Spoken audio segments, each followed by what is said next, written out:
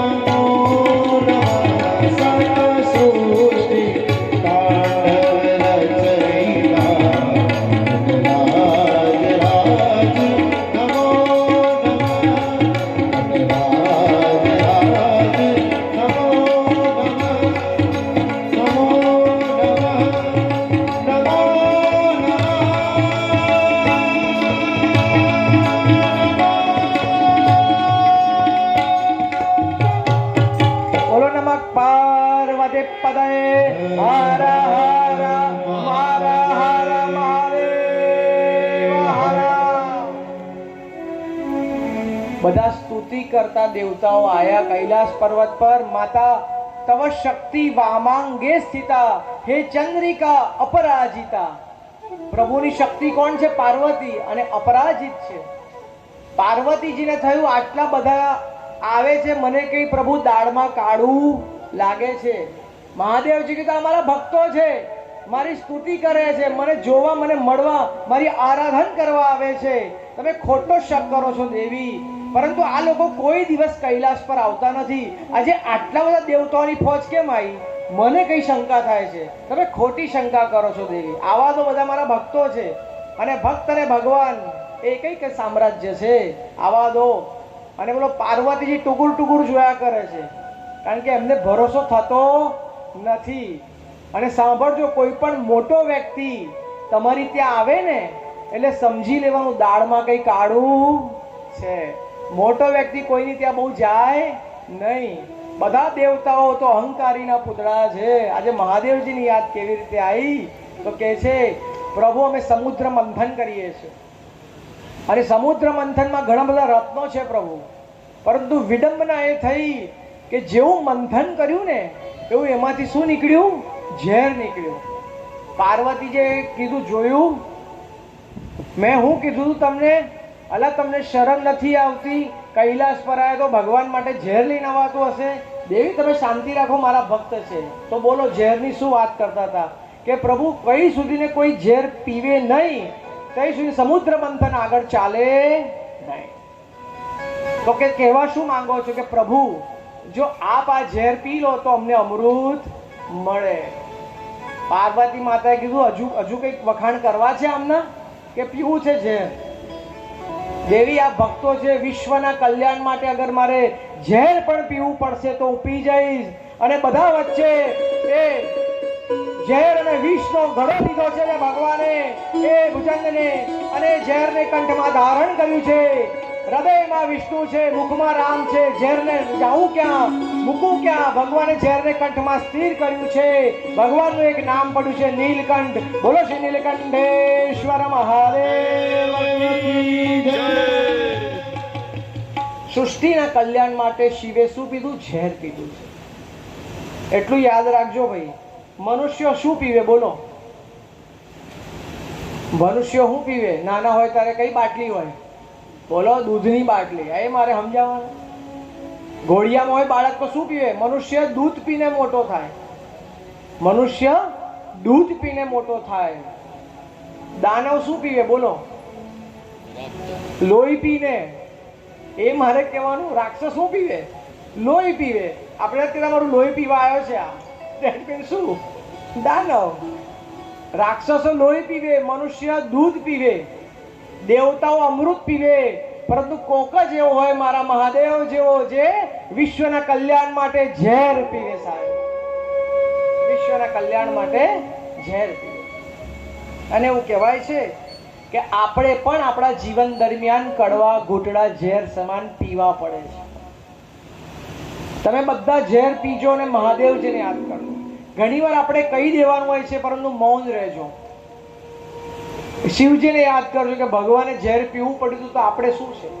કોઈ જગ્યાએ અન્યાય થાય, અત્યાચાર થાય, અને આપણો પોતાનો હોય ને તો આપણે ઘૂંટડો ગળી જવો પડે. કેમ ભાઈ? આપણે વેવાઈવાળું થયું, આપણાથી બોલાય નહીં.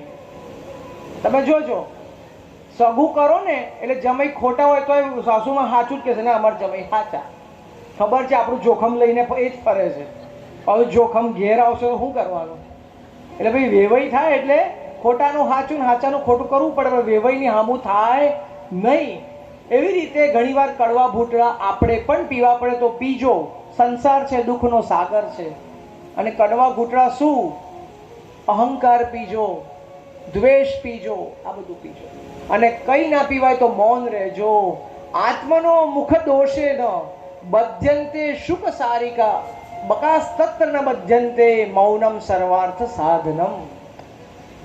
ભાઈ પોપટ બહુ બોલે તો તમે ક્યાં પૂરો? બોલો પાંજરામાં પૂરો કે ના પૂરો? અને ખવડાવો શું? મરચું. અને બગલો પોપટ કરતા પણ કેટલો સુંદર લાગે છે, પણ એ ચૂપ રહે છે એટલે કોઈ એને પાંજરે પૂરતું. એટલા માટે મૌનમ સર્વાર્થ સાર. આ સમજવા જેવી બાબત છે.